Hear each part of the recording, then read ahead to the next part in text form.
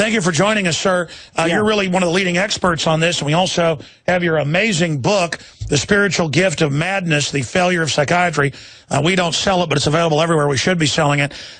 Tell folks about your awakening and what we face and where all this is going. And then separately, I want to ask you about the fact that I do see not what I'd call so much mental illness, but people that are really screwed up who are nothing but pure kind of narcissist, obsessed with status, obsessed with sitcoms, drama, kind of the Madison Avenue shallowness that I think robs their humanity. Break down your awakening and your stance on what's really going on in the human brain.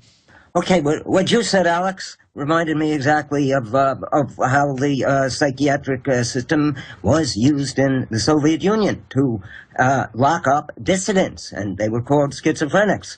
And to call you a leader in the movement against the development of an oppressive state that deprives Americans of their constitutional rights shows, in fact, that the Psychiatric Institute is not a scientific process, the process of their psychiatric Bible, the DSM-5. And I have been saying this for years, that there's really no difference between the way psychiatry, little differences, but basically it functions as a tool of suppression in America, as it did in the Soviet Union. And this has become, for example, you were called, I myself, one time, I was a critic, of the burgeoning child welfare system in the 90s. And I went into court for there were people who had their children, I know you talked about this before, many people in New York who had their children taken away by the child welfare system, and this is just one example, and when they protest, and if they speak of, well, I think that the court is collaborating with the child welfare, immediately they got labeled paranoid. And when I went into court as an expert witness for a person, at the end, the other side, the lawyers for the other side, the child welfare, tried to prevent me from giving my expert testimony on my client who had her child taken away from her. The judge let me testify, but at the end of the whole thing, it was me and another social worker, and we both testified that the woman's name was DeAndrea, was perfectly sane. Now, she was going on record as being distrustful of the child welfare system and of the court system.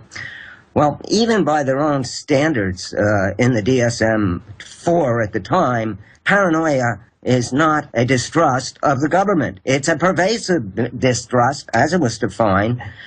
But what they did was, in order to disqualify my testimony, they said that I myself had been inducted into my patient's delusional system. So we see how psychiatry has been used as a tool of political suppression. By the way, Ernest Hemingway, for those that don't know, said the FBI was harassing him and tapping his phones, was declassified about a decade ago that indeed they were harassing him and tapping his phones. They had him grabbed and electroshocked, destroying his wonderful mind. And then he later committed suicide because he was so depressed. So that's an example of how these people operate, and it's ridiculous. The New York child welfare system is on record testing lethal drugs on kids until they die. You better be paranoid of that. Yes, we have a terrible, Robert Whitaker has documented in his books, and Peter Bregan, we have, because of the growing psychiatric pharmaceutical industrial complex, we have 1/4 of American women are now on psychiatric drugs that don't do any good, antidepressants and so-called antipsychotics, which cause all kinds of. There is this psychiatrist that did a study on it, Irving Kirsch wrote a book on it, showed that actually the antidepressants don't do any better than placebos. By the way, I've read your writings and I know about you. You're obviously hyper intelligent. What is it? I'm not bragging about myself either. Not that I'm super intelligent, but I'm not dumb. People think of you are electric, alive, smart, inventive. That's weird. I see the general public acting like zombies, and then if I act excited about something, about art or anything, it's like weird. Like, why are you upset? Or why are you excited? Like, I'm only supposed to get excited about football or something.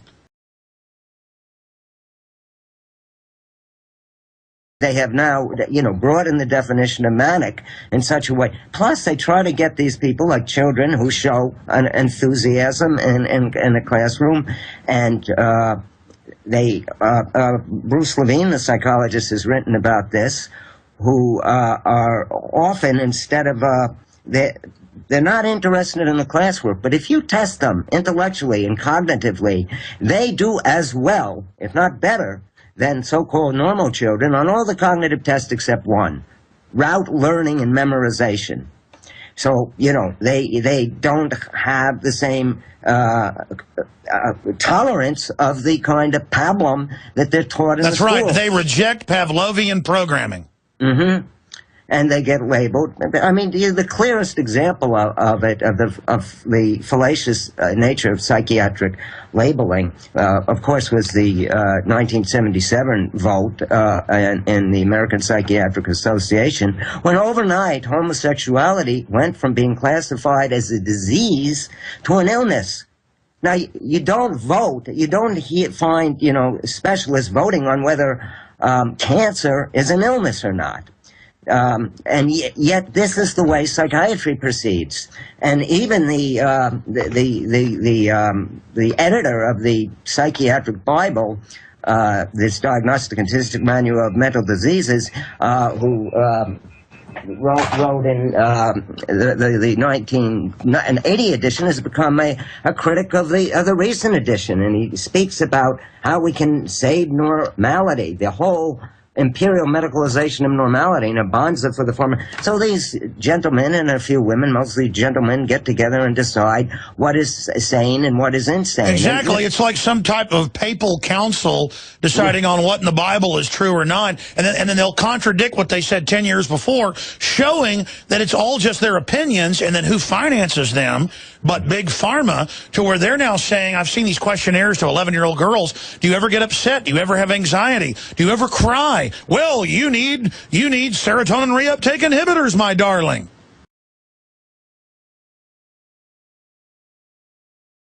And this has spread to the point where Francis talks about the medicalization of normality.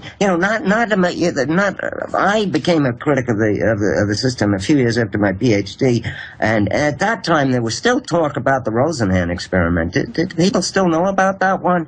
Because I swear to you that the same thing would happen today. They made no progress. That was when David Rosenhan, the psychologist, wanted to test how good his fellow colleagues in mental hospitals and psychiatric wards were at detecting schizophrenia. So he and a couple of his, about 12 confederates of his, got into the loony bin by pretending they were hearing sounds. They didn't actually say voices. They all got in. They were diagnosed schizophrenic, said they couldn't get out. They acted normal. They could not convince the psychiatrists that they were normal, and they were examined by psychologists and psychiatrists, and each one said, well, they had a terrible when they interviewed them, they say, well, the terrible childhood actually produced a predisposition towards schizophrenia. So, Americans should not put their trust in doctors who can't tell who's sane and who's insane. Now, that was an experiment done in the 70s, but I find the same thing today.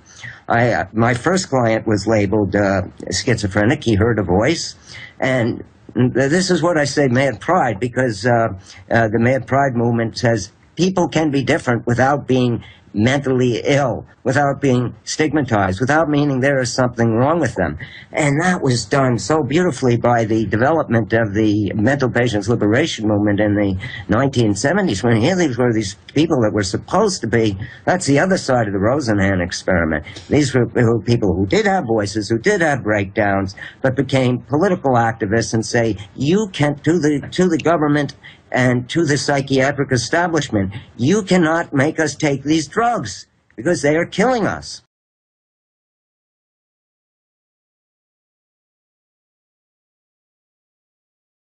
Well, let me ask you a question. Because so many times I see it as toxic waste and chemicals associated with things like schizophrenia, the old Mad Hatter thing, people working in factories, you would have higher ratios of it. But I am seeing more and more, and I don't really study psychology, but what I would call narcissistic breakdowns, where people just have lost touch of what reality is, but the system doesn't even call them insane. That's kind of like a manufactured corporate weirdness, but then they don't call that crazy. I see people going along with the system as mentally ill. That's exactly what R.D. Laing said. Are you familiar with Ronald David Laing, who no, I'm not. became a celebrity in the 60s when he said that normal people are crazy? He said the well-adjusted bomber pilot, this was during the war in Vietnam, now they have them dropping bombs without any pilots in the planes on innocent people. He said the well-adjusted bomber pilot is actually a greater threat to the survival of the species than the schizophrenic who thinks there's a bomb inside him. So, I mean, there are people in positions of power and authority in America who are doing terrible things, but, I mean, they're responsible in the psychiatric pharmaceutical complex for putting all these children on psychiatric drugs. That I don't defend, I don't excuse, I don't forgive. The number of children who are being labeled attention deficit and even put on antipsychotics since the... And for those that don't know, that causes major brain damage. That's in the news. I'm no doctor like you, but don't those antipsychotics really hurt the brain? They do. They cause Parkinson's-like system called tardive dyskinesia. Now, they claim the new ones don't, but that's because the tests were really rigged. But they cause diabetes, and they still do cause tardive dyskinesia if you're on them for a long period of time. What about this? Because I know you run about this. The really smart people I've known, like mathematicians with 180 IQs and incredible musicians and people that... It seems that, and throughout history, this has been done by the ancients, what they call insanity is genuinely paired with hyper-intelligence and creativity. I mean, is that a fable, or have you seen that? I have seen that. That's why I support the Mad Pride movement. I thought that was such a brilliant idea when Sasha Dobrow in 2005 took a different... Before that, you had the Mental Patients Liberation Movement, which was once again led by a group of people who were supposed to be incompetent and incapable because they were all labeled schizophrenic, the majority of them. He gave it a different twist and said, a lot of us are hyper-creative, and we have hyper unusual ways of thinking about the world. And I have found over and over again that the person that gets labeled today, they get labeled bipolar. And when I was in school in the 80s, they were labeled schizophrenic. They tend to be more creative. You will find genetically that there's a higher amount of what's called I'll call it off-the-wall thinking, discrepant thinking, but it's really the basis of creativity. Whereas the normal people, I would call them sociopaths. I mean, because here they are doing these things, often aware. Well, they're more like robots, programmable demonic robots. Right. Who will, I use the example, but it's culturally, they're not even like real people. They just do whatever they're told. Yes, they have no conscience. You're right, they're like cogs in the machine. And Laing talked about it in the 60s when he said the crazy people were really beginning to see, the people labeled schizophrenic were beginning to see light, and they may be lost and they may be having troubles, but they were spiritually exploring things, whereas the normal people, the psychologists, the ones who made the rules, the one who say whether homosexuality is an illness or whether it's not, the one who today are putting all our youngsters on psychiatric drugs, that are, and they call them antipsychotics, that in itself, they are cogs in the wheel. But what's disturbing, as you say, is that they do it without any conscience, just as if they're machines, just as if they're robots. Well, listen, in the 5-6 minutes we've got left, I want to get back up for a full hour sometime to take calls. I see the artificiality of the GMO, the vaccines, all the studies, the brain damage, the 10,000% increases in pediatric cancers, thousands percentile in diabetes. We know this modern system's killing us. And then when we say something's wrong in society, let's even find the answer, we're told, you're crazy. Now, the people saying this, they know that opposition to corrupt authority isn't mentally ill. I mean, yeah. they would label the founding fathers or Goethe or Voltaire as mentally ill.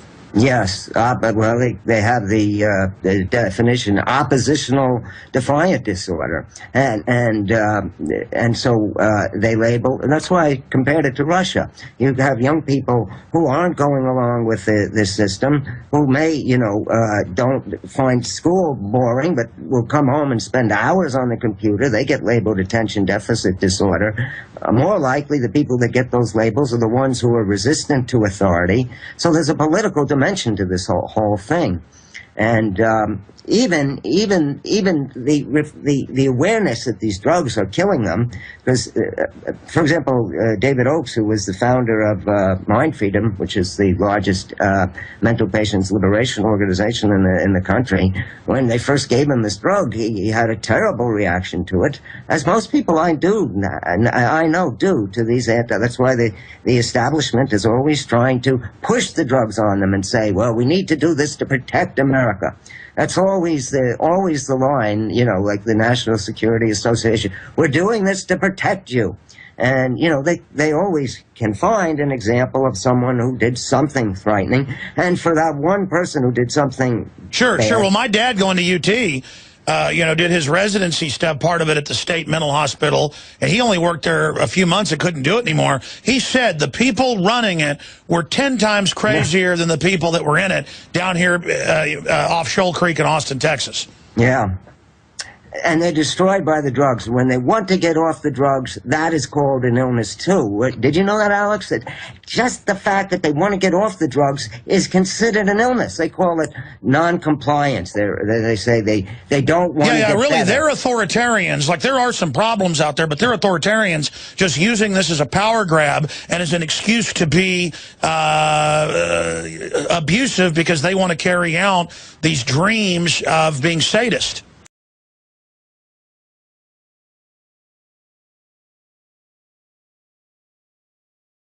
Exactly, and because they're rewarded for it now, in 1978, the American Psychiatric Association got together and said, we are facing, and you can read this in my book and in Peter Bregan, psychiatrist Peter Bregan's book, we are facing too much competition from social workers and psychologists who are doing therapy. The only way that we can survive and flourish is if we accept money. They had laws and rules against accepting money. There were some ethical boundaries. There are no ethical boundaries. Like in 1978, when Peter Bregan warned against that, it was like Eisenhower warning against the military-industrial complex.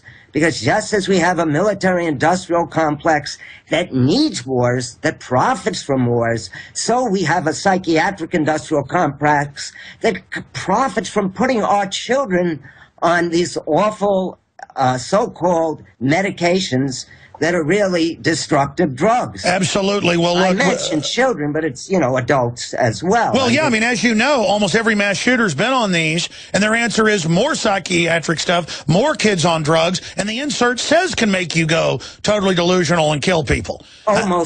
Almost every one of the school shooter was on the SSRIs, the Prozac type of As drug. a doctor that studies this, what's happening there?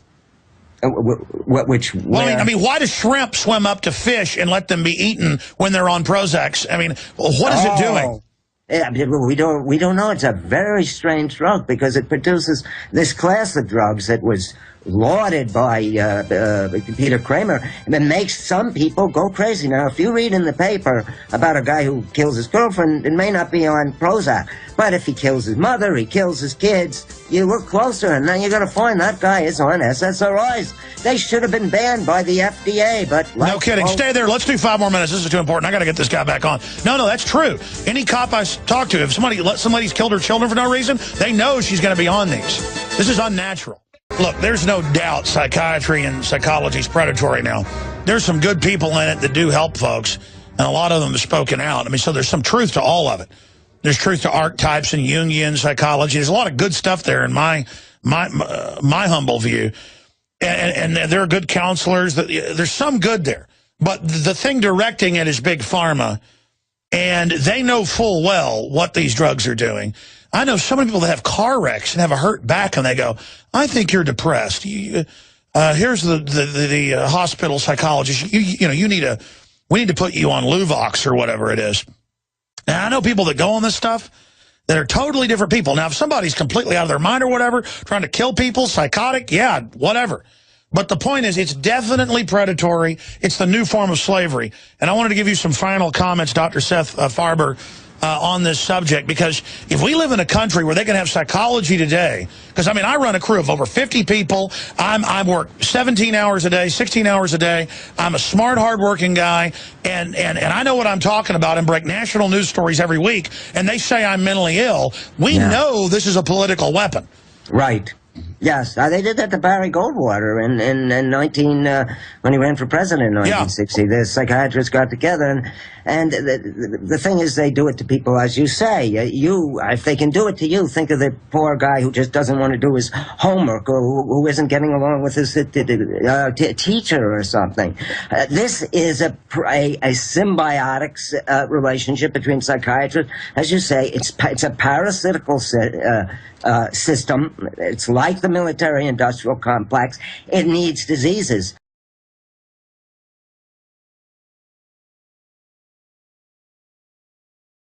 Now, what Bob Whitaker, who wrote a book, has shown now, you look at all the statistics, and in fact, so-called schizophrenics and bipolars are much, much, much more likely to get better and recover if they don't take the drugs.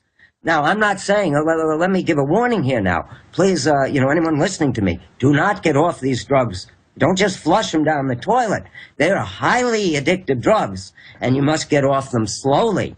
But the point is, what you see is that people who are on these drugs for the so-called antipsychotics after 2, 3, 4, 5 years, they're no longer functioning. It turns them into zombies. And we find that the people who have made a full recovery, and this is without even the best of treatment, when we have the best of treatment like we had in Superior House and some of these other places, then they get better. Now, my first client in New York, when I came back after my PhD, was labeled schizophrenic. I got in a battle with his mother.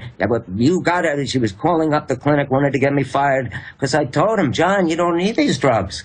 And what happened to him, Alex? I didn't know what happened to him, because I got fired from the clinic for encouraging people to get off of drugs. 10 years later, he called me. This was a guy that everybody said was schizophrenic for 7 years. And he's not alone. There are many people like him today. And he got off the drugs slowly, or maybe a little too quick, and it was hard. But he'd been off the drugs for 10 years, and his parents weren't talking to him. And now it's 25 years that this person who was labeled a chronic schizophrenic has been off the drugs. And this is what happens also in the people in the mental patients liberation movement.